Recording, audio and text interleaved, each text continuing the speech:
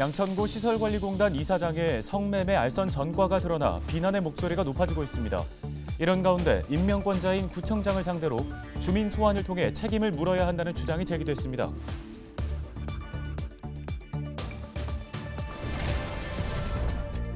설 명절을 맞아 서울 시내 전통시장 100여 곳에서 할인 행사 등 특별 이벤트가 열립니다. 오늘 24일까지 농수축산물 등 설 성수품을 최대 30% 할인된 가격에 판매합니다.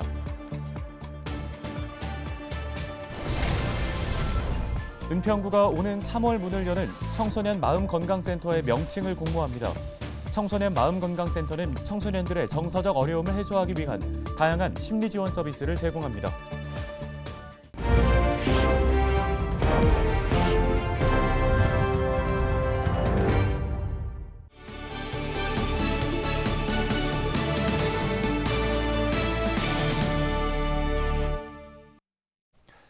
여러분 안녕하십니까? 헬로티비 뉴스 시작합니다.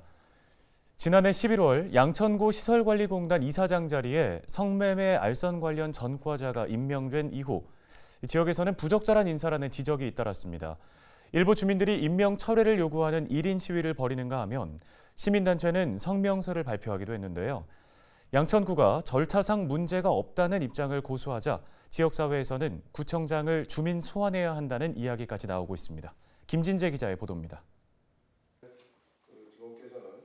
지난해 양천구 시설관리공단 이사장에 임명된 박태문 전 양천구 의원. 과거 모텔 지배인으로 일하며 성매매업자에게 돈을 받고 성매매 장소를 제공했다가 벌금을 낸 사실이 알려지면서 인사 적절성 논란이 일었습니다. 지난해 11월 행정사무감사에 출석한 박태문 이사장은 이 같은 논란에 대해 도덕적으로 문제가 없다는 입장을 밝혔습니다. 공단 본부에 근무하기 때문에 큰 문제는 별로 없을 것 같다는 생각이 들고요. 밑에 직원들이 저질렀던 걸 제가 덮어 쓴 거라고 제가 대신 처벌을 받았다고 이렇게 생각하기 때문에 제 개인적으로는 도덕적으로 크게 문제가 없다는. 양천구 역시 이사장 임명에 절차상 문제가 없다는 입장. 주민들이 이사장 임명 철회를 요구하며 1인 시위를 벌이는가 하면 시민단체와 시설관리공단 노조가 성명서를 발표하는 등 지역사회 반발이 이어졌지만 상황은 달라지지 않았습니다. 결국 주민들 사이에서는 이기재 양천구청장을 주민 소환해야 한다는 이야기까지 나오고 있습니다. 주민들이 직접 이 이사장 선임이 잘 됐는지 잘못됐는지에 대한 판단을 근거로 해서 단체장에게 정치적 책임을 묻는 겁니다. 그게 가장 구체적이고 직접적인 방법이 주민 소환입니다. 단체장을 뽑았는데 고장이 나면 얼른 고쳐서 새 걸로 써야죠. 양천구의회가 구청장의 임명권을 제대로 견제하지 못하고 있다는 비판도 나왔습니다. 구의회가 여야 갈등으로 제 기능을 못하고 있는데 더해 시설관리공단 행정사무감사를 방청하려던 시민들에게 이해할 수 없는 이유를 들며 비공개 통보를 했다는 겁니다. 어떤 질문과 어떤 감시를 할까, 어떤 견제를 할까 궁금해서 봤는데 코로나 때문에 안 된다, 양천구 역사상 이런 일이 없었다, 이거를 허용하면 그 다음 사람들이 와서 이제 고소고발이 이어질 거다. 저희를 주민들을 잠재적인 고소고발인으로 보는 건가? 정당성하는 의회가 구청장을 견제하는 기능을 상실하고 운영 과정에서 정당성을 확보하려는 노력이 있어야 되는데 그런 노력이 부족한 것 같고 본인들의 밥그릇싸움, 본인들의 이익을 위한 정치를 하는 건지. 양천구가 성매매 알선 관련 전과자를 공기업 임원에 임명한 지 약 3개월. 해가 바뀌었지만 지역에서는 여전히 적절한 인사였느냐에 대한 의문이 이어지고 있습니다. 헬로티비 뉴스 김진재입니다. 설을 앞두고 서울 시내 전통시장 100여 곳에서 할인 행사가 진행됩니다. 서울시는 오는 24일까지 전통시장에서 농수축산물 등 설 성수품을 5%에서 최대 30%까지 할인된 가격에 판매한다고 밝혔습니다. 참여 시장은 광장시장, 용문시장 등 108곳인데요.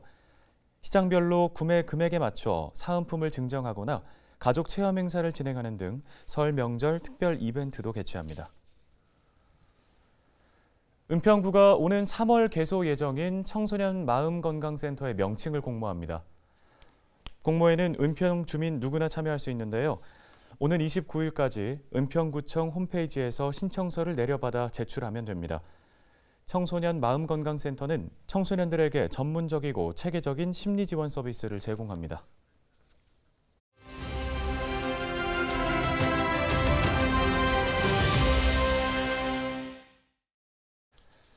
낮 기온이 10도 가까이 되면서 예년보다 훨씬 따뜻한 날씨가 이어지고 있죠. 한국자연재난협회 김승배 본부장 연결해서 기상 전망 좀 알아보겠습니다. 자, 본부장님, 먼저 영하 10도까지 내려가는 등 얼마 전까지만 해도 정말 추웠는데 갑자기 기온이 10도 이상으로 크게 올랐습니다. 이유가 뭘까요? 지난 12월 서울에서 영하 13.5도까지 내려가는 등 올겨울 가장 추운 날씨를 보였는데 1월에 들어와서 북쪽에서 찬 대륙고기압이 확장하기보다는 따뜻한 공기, 그러니까 남서쪽에서 우리나라 쪽으로 따뜻한 공기가 유입되는 이동성 고기압 영향을 계속 받으면서 중부에서 낮 기온이 영상 10도까지 올라가는 포근한 날씨가 이어지고 있습니다. 네, 그러면 이번에 이 포근한 날씨가 언제까지 이어질지 궁금하고요. 기온은 또 언제 다시 내려가게 될까요? 네, 그렇습니다. 계속 이대로 봄이 되는 건 아니고요. 오늘 오후부터 제주도와 남부지방에서 이제 비가 시작이 돼서 밤사이 전국으로 확대될 거거든요. 서쪽에서 저기압이 줄줄이 이동해 오기 때문에 이번 비는 비교적 여러 시간 지속이 될 겁니다.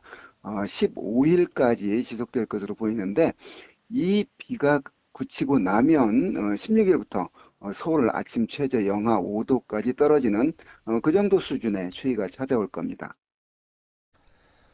네, 갑작스럽게 기온이 오르면서 일어나는 안전사고에도 주의를 해야 할 텐데 행동 요령을 한번 짚어주시죠.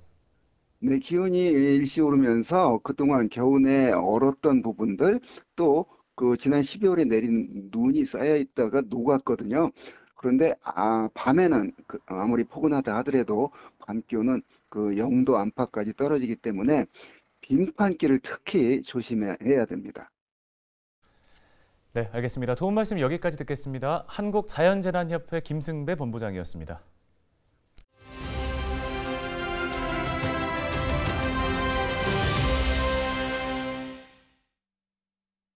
다음 소식입니다. 우리나라 국민의 기대 수명이 해가 갈수록 높아지고 있습니다. OECD 평균보다도 높은 수준인데요. 하지만 노인 빈곤율은 OECD 회원국 중에 가장 높습니다. 장수가 축복이 아닌 시대, 노후 준비는 어떻게 하고 있을까요? 차선영 기자가 직접 들어봤습니다. 은퇴를 앞두거나 은퇴를 맞은 중장년층은 노후에 대한 기대보다는 걱정이 컸습니다. 일단은 돈이겠죠? 경제적인 게 제일 많이 퍼센트를 차지하는 게 돈이니까. 첫째는 건강인 것 같아요. 건강 관리를 철저하게 잘해서 정말 자녀들에게 짐이 되지 않는 그런 삶을 살았으면 좋겠습니다. 하루하루 재미있게 보람되게 사는 게 그게 건강 유지하는데 그리고 노후 생활하는데 첫째가 되는 게 아닌가. 노후에 대한 가장 큰 고민거리는 건강과 금전적 부분인 셈인데 시민들은 은퇴 후 필요한 월 생활비 수준은 얼마라고 생각할까요? 취미활동이라든지 부미관리비 쪽으로 오히려 돈이 더 드는 것 같아요. 주변에 이렇게 보면은 1인 가구인데도 적어도 150 내지 200 정도는 있어야 되지 않나라고 생각합니다. 150에서 200 정도는 있어야 그래도 생활도 하고 밥도 먹고 그러니까. 뉴스에 보니까 277만 원이라는 뭐 이런 얘기 나옵니다. 그냥 쓰기 나름이지 않을까. 기본 생활하면서 뭔가 좀 즐겁게 생활을 하려면 돈이 들어가는 거 아닌가. 국민연금으로 노후 생활비를 충당하기는 턱없이 부족할 것이라는 불안감도 컸습니다. 노후에 생각해서 그 외에 뭐 작은 상조나 우체국 같은 작은 보험을 들고 있어요. 받을지 안 받을지 모르기 때문에 제2의 그런 거를 조금나마 들어둬야 될 것 같아서 현재 하고 있습니다. 직장 생활하면서 뭐 개인연금 뭐 그런 거 있고 뭐 그런 거 이제 매달 나오는데 좀. 기대 수명이 크게 늘고 기대보다 빠른 은퇴, 연금 수령액 부족 등으로 더 내고 더 늦게 받는 국민연금 개혁안이 논의되고 있는데 이 개혁안에 대해 청년층과 중장년층의 의견은 극명하게 엇갈렸습니다. 저는 반대예요. 앞으로 받을 수 있는 보장도 없는 데다가 이제 또 요새 계속 금리랑 물가도 계속 오르고 있고 그렇지 않아도 빠듯한데 더 빠듯해지니까. 지금 물가도 많이 오르고 있고 그런데 더 받아도 좀 모자랄 것 같은데 덜 받는다는 게 좀 약간 불만일 수밖에 없죠. 사람들이 젊은 층 사이들에선. 찬성입니다. 공감하는 게 우리가 살아가는 이 사회는 더불어 함께 사는 사회가 돼야지. 그렇게 가려면은 더불어 사는 이런 사회, 그게 하나의 공유 사회가 아닌가, 저는 그렇게 생각합니다. 자녀들이 먼 미래를 바라봤을 때 보다 그 윤택한 삶을 위해서는 지금은 조금 힘들지만 조금 더 내고 덜 받는 데 찬성을 하고요. 평균 수명이 너무 높아졌잖아요. 그래서 그 연금의 지급 시기라든지 이런 부분에 대해서도 조금은 고민해 봐야 된다고 생각합니다. 저출산과 고령화, 최근 물가 급상승 등으로 노후를 준비하는 시민들의 고민은 더욱 커지고 있습니다. 헬로티비 뉴스 차선영입니다.